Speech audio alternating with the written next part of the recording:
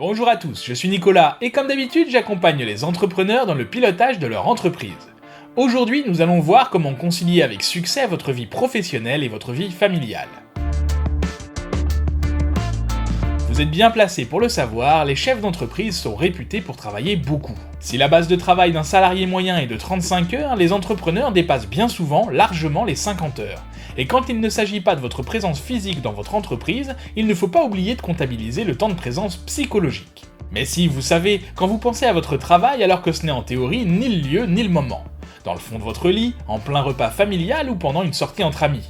J'ai déjà évoqué ce phénomène dans l'article portant sur la déconnexion par rapport au travail justement. Tout ce temps consacré à votre travail peut avoir des effets secondaires néfastes, non seulement pour votre entreprise, mais aussi pour votre vie familiale et sociale. En effet, même si la forte durée de votre temps de travail n'est évidemment pas un mal en théorie, elle peut mettre les nerfs de votre entourage à rude épreuve. Même le plus patient des conjoints pourrait vous reprocher à force de rentrer après 20 heures, soit trop fatigué, soit l'esprit trop occupé pour être réellement disponible. Même le plus compréhensif des enfants a besoin de votre présence pleine et entière, régulièrement. Impliquez autant que possible vos proches. Ne leur donnez pas l'impression que vous les excluez de votre vie professionnelle. Vous pouvez le faire pour les protéger ou parce que vous n'êtes pas naturellement expansif. Vous pourriez le faire même sans vous en rendre compte. Mais ce serait une erreur. Que vous le vouliez ou non, en tant qu'entrepreneur, votre vie professionnelle est une part importante, sinon essentielle, de votre vie. Il serait aberrant de penser pouvoir cloisonner complètement votre vie professionnelle et votre vie familiale. Ce que vous vivez dans votre vie professionnelle se répercute dans votre vie familiale et inversement. La règle principale est ici de communiquer. Même si l'idée n'est pas que vous partagiez chaque instant de vos journées, encore que, mais partagez vos expériences, votre vécu, les émotions que cela provoque chez vous. Si ce n'est pas forcément facile au début, cet exercice devient de plus en plus facile avec la pratique, et vous en retirerez de nombreux bénéfices. Vous partagez la pression, ce qui vous soulagera énormément. Rien de mieux pour lutter contre la solitude de l'entrepreneur. Vos proches étant ceux qui vous connaissent le mieux, ils seront peut-être à même de vous apporter des réponses ou des solutions à certains problèmes que vous pourriez avoir. Ils se sentiront impliqués et utiles pour vous. Ils comprendront mieux ce que vous faites et la raison de votre implication ou absence. C'est lors de ces moments d'échange que vous pourrez aussi les prévenir qu'une période plus dense se profile dans les prochaines semaines, ou au contraire, que vous serez plus disponible pendant quelques temps. S'ils peuvent anticiper, ils seront, là encore, plus compréhensifs. Vous pouvez également réfléchir ensemble à des règles que vous mettrez par écrit afin de les ancrer pour tout le monde. Je m'engage à ne pas travailler le dimanche. Je m'engage à rentrer au plus tard à 19h.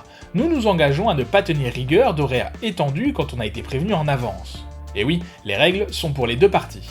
À vous bien sûr de vous organiser pour tenir parole. Et si c'est plus facile pour vous, n'hésitez pas non plus à bloquer des créneaux bien définis dans votre agenda, qui seront dédiés à vos proches.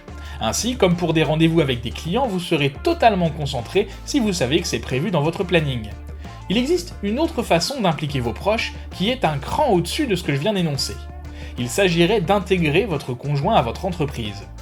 Évidemment, cette décision se réfléchit longuement et ne peut pas se faire sans son consentement express.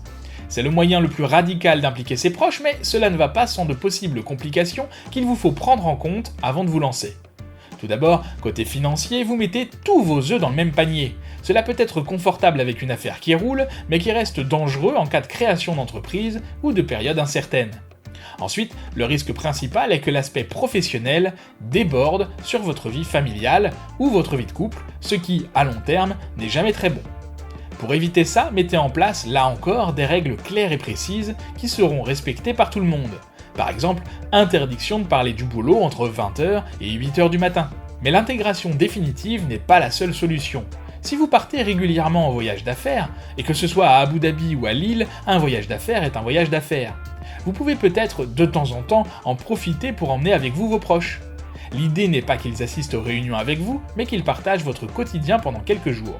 Ainsi, non seulement vous passez plus de temps avec eux, mais c'est aussi l'occasion pour votre famille d'explorer de nouveaux endroits, ou pour les enfants, d'appréhender certains aspects de la vie d'entrepreneur, tels que l'organisation, l'engagement et la responsabilité. Dans tous les cas, si vous ne pouvez pas les emmener avec vous, gardez au maximum le contact avec eux lors de vos déplacements. C'est très simple de nos jours de converser via Skype par exemple. Profitez-en pour leur montrer votre chambre d'hôtel, ou la rue en bas. C'est l'occasion pour eux de découvrir, et c'est encore plus vrai si vous partez à l'étranger, votre environnement, dont ils ne se font peut-être qu'une vague idée. Mais vous avez dès à présent les cartes en main pour concilier votre vie familiale et professionnelle. Même si vous ne souhaitez pas impliquer vos proches dans votre vie professionnelle, il y a des choses que vous pouvez déjà mettre en place, de votre côté, pour éviter que votre absence ou votre trop forte implication ne vous soit reprochée. Votre problématique principale sera de vouloir réduire votre temps de travail. Pour ça, voici quelques astuces. Commencez votre journée plus tôt. Alors attention au piège, l'idée en commençant plus tôt est de finir plus tôt. Vous n'aurez aucun bénéfice à vous lever à 5h du matin pour terminer malgré tout à 22h. En décalant votre début de journée d'1 ou 2 heures, quand c'est possible bien sûr, le but est de rentrer chez vous d'autant plus tôt, totalement disponible pour vos proches. On est bien d'accord, tout le monde n'est pas habitué à se lever si tôt, mais je peux vous assurer que tout le monde en est capable, à condition de respecter son quota d'heures de sommeil. Et oui, ça veut dire se coucher plus tôt également. Écoutez votre corps, l'idée n'est bien sûr pas de vous épuiser. Ensuite, réduisez au maximum les temps de trajet. Là encore, chaque situation étant différente, ce n'est pas toujours possible. Mais quand ça l'est, cela vous permettra de gagner du temps. Si vraiment ce n'est pas possible, essayez de rentabiliser au mieux ce temps de trajet. Lisez dans les transports en commun, écoutez de la musique ou méditez. Ce moment de détente vous permettra de diminuer la pression. Si possible, allez au bureau en vélo. L'activité physique vous permettra également de décompresser et le temps que vous y allouez ne viendra pas empiéter sur votre temps de vie de famille. Vous pouvez également en faire un moment social si vous devenez un adepte du covoiturage par exemple. Enfin, déléguez et redéfinissez vos priorités. Vous ne pouvez pas tout faire vous-même dans votre entreprise. Il est parfois nécessaire de déléguer certaines tâches. Faites une liste des tâches pour lesquelles vous êtes le plus compétent et cherchez à qui vous pouvez confier les autres. C'est l'occasion d'externaliser certains services ou de créer des partenariats avec des fournisseurs. Et n'oubliez pas que chaque prise de décision prend du temps, que l'enjeu soit trivial ou vital. Mieux vaut donc réserver son temps pour les décisions importantes et économiser du temps pour sa famille. Je vous renvoie encore une fois à l'article sur la déconnexion par rapport au travail pour plus de détails. Et vous, quelles sont les solutions que vous avez trouvées et que vous appliquez avec succès pour concilier votre vie professionnelle et votre vie familiale ? N'hésitez pas à partager votre expérience personnelle dans les commentaires. Et abonnez-vous à la newsletter si ce n'est pas déjà fait, de cette manière vous recevrez chaque mardi une fiche entrepreneur qui vous permet, en un seul coup d'œil, d'améliorer votre pilotage d'entreprise. Je vous dis à très bientôt et bonne journée.